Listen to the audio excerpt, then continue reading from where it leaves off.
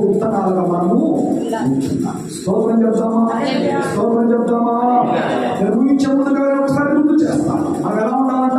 Sharon పొలంలో పూలు పుష్పములాగా మనం ఉండాలి. ఆ పొలమానికి యజమానుడు ఎవరొచ్చా? ఆ పొలంలో పూయించిన మొక్కలు ఎవరొచ్చా? మనమే. ఒక మంచి విత్తనంగా ఉండాలి. అప్పుడు దేవుని రాజ్యాన్ని సంపాదించుకుంటాం.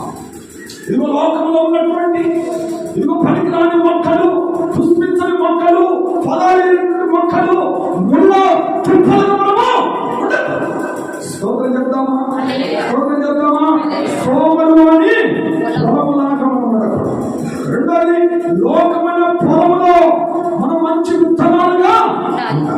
మూడవదంట రక్తపు మొరక పొలం కూడా ఉందండి.